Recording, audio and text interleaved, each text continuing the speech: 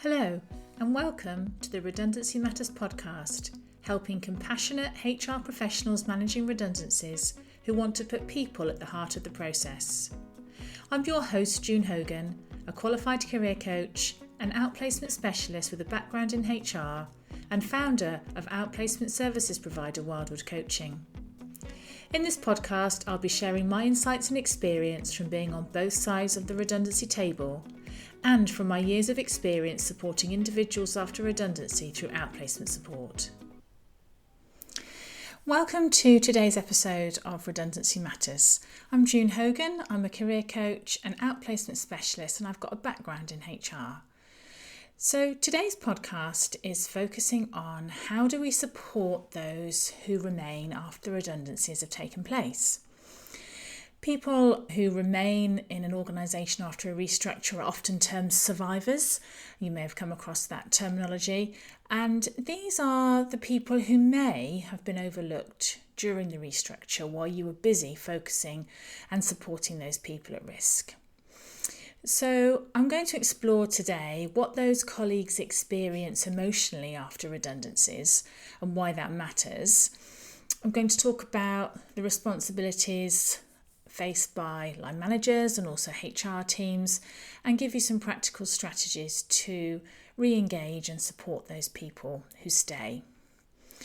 So I've been a survivor. After the last financial crisis in 2008, the company I was working for underwent a massive restructure and a good chunk of people left the organisation. Those were people who were friends and colleagues. And of course, afterwards, there were those empty desks, the kind of farewells, the last emails, leaving drinks, the final meetings with people, the handovers, all the kind of practical things that are associated with when people leave. But then there's also that kind of invisible loss, the psychological impact on those who remain in the organisation, the psychological impact of seeing friends and colleagues leaving. So there are lots of emotions that survivors will experience after a restructure. And some of those will be similar to the emotions that affect people who are impacted by redundancy. And I'm just going to talk through those emotions now to give you an idea of the sorts of things that survivors may be experiencing. So some of those emotions can be shock. So even when redundancies are expected, and even though they might not be a huge shock or surprise, it can send shockwaves across the organisation, and people, even those who aren't impacted, are fearful for the future. Some people may also experience that kind of disbelief, especially if redundancies aren't commonplace or maybe they haven't happened before.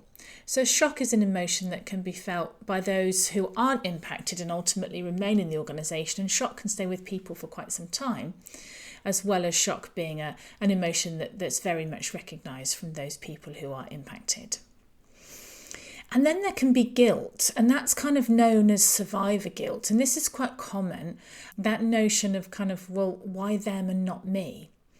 And that's a question lots of people can wrestle with. And I know that's something that I wrestled with when I had to go through that process of applying for internal roles, because my role at the time as part of the restructure had gone. And ultimately I was the person who secured a role and other colleagues didn't.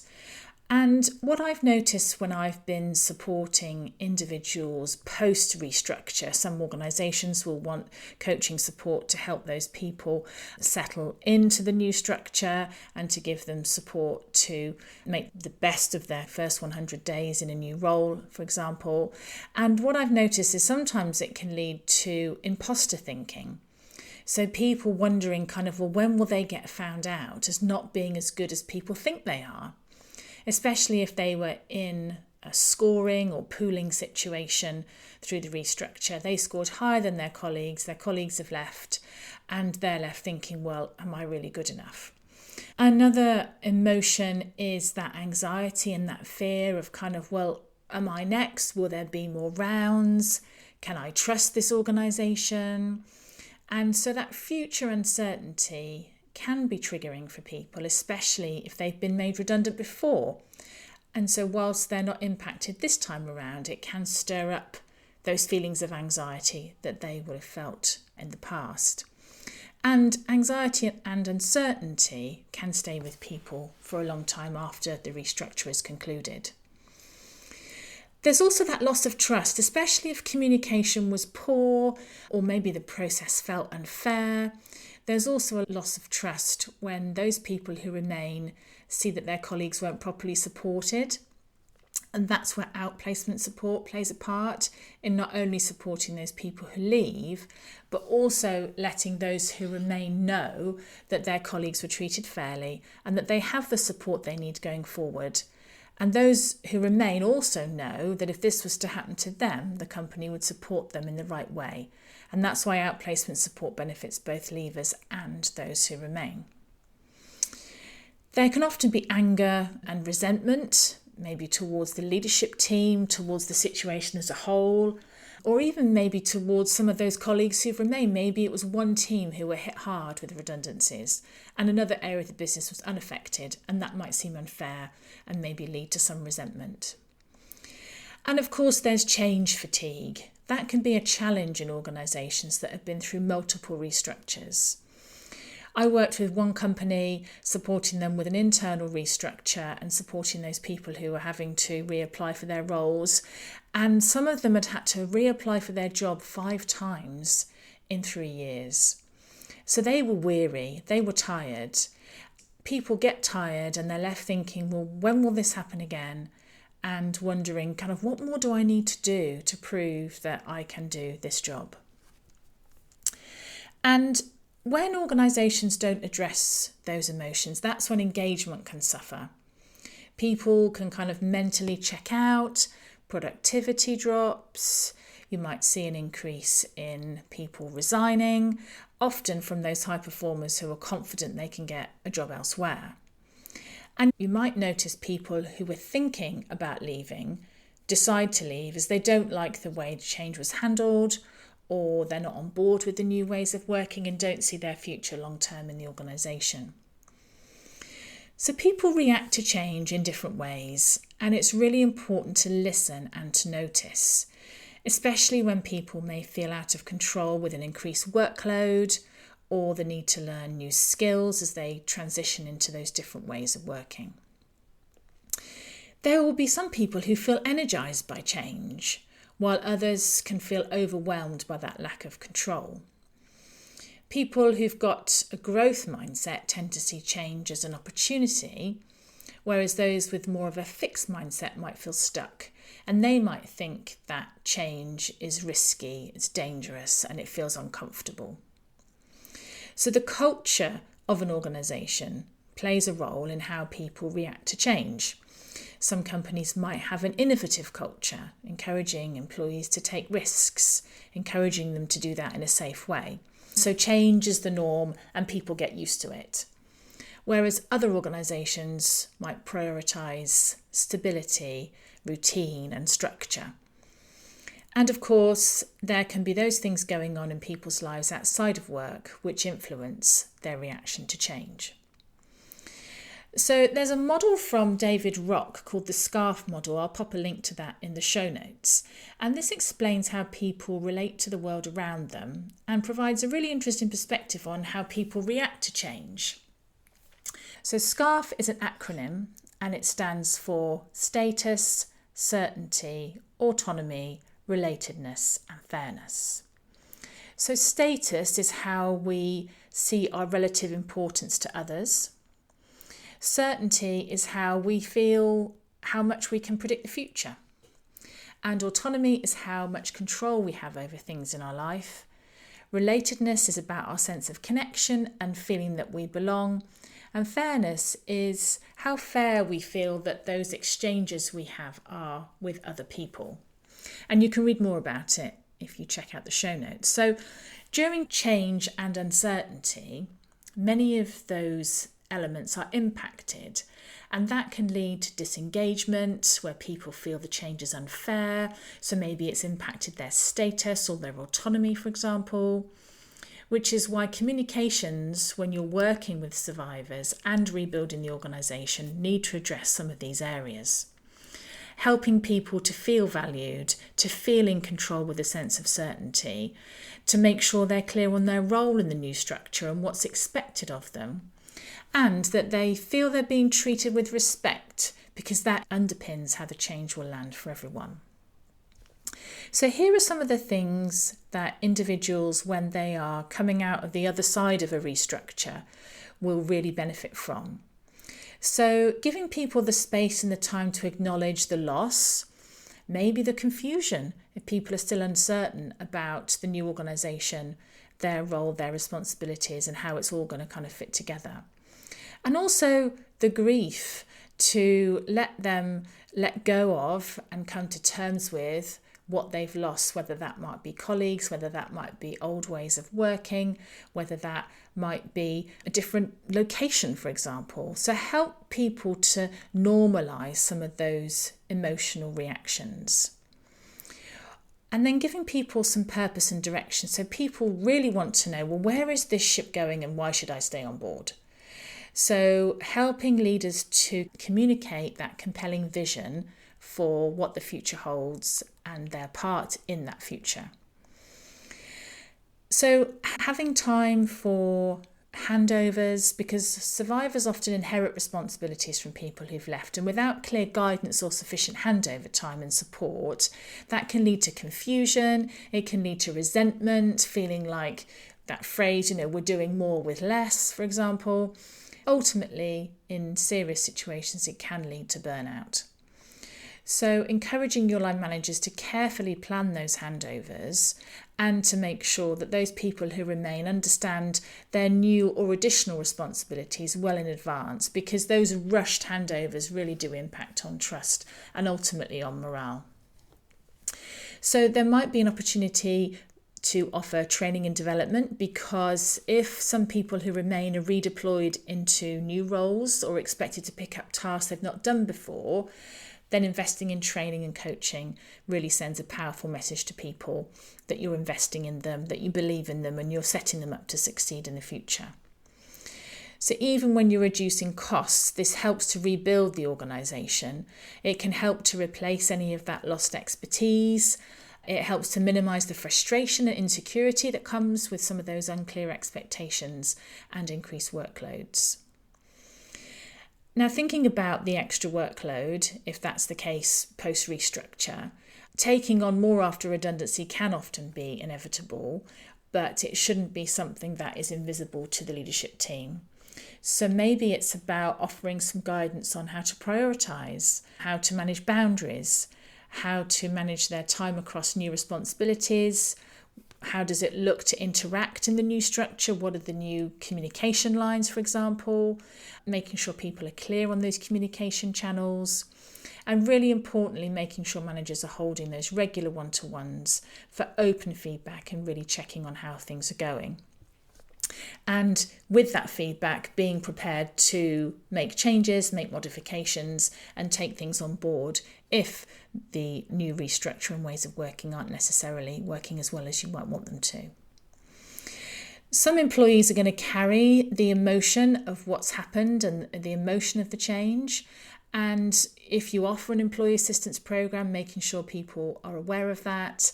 If not, making sure that line managers encourage people to open up about how they're feeling about the new ways of working.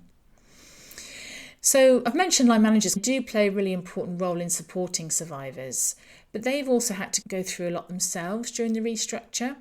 So here are some suggestions on how to support line managers. One thing you could do is to set up confidential spaces for managers to talk openly about what they're going through. They might be through yourselves as the HR team, for example. You might decide to bring in some external coaches or maybe encourage their peers to do that with them. Providing timely and clear communication is really important, because managers need to know what they can share and when. So making sure they've got the information they need at the right time, and that the information is clear and transparent and goes into the right level of detail so they can be sharing that with their teams.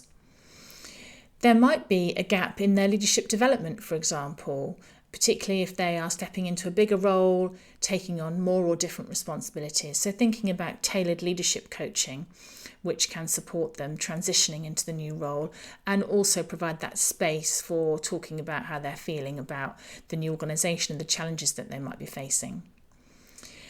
And really making sure that you're offering managers the support, because they're the ones who are helping the teams to bounce back, but they also do need that support themselves.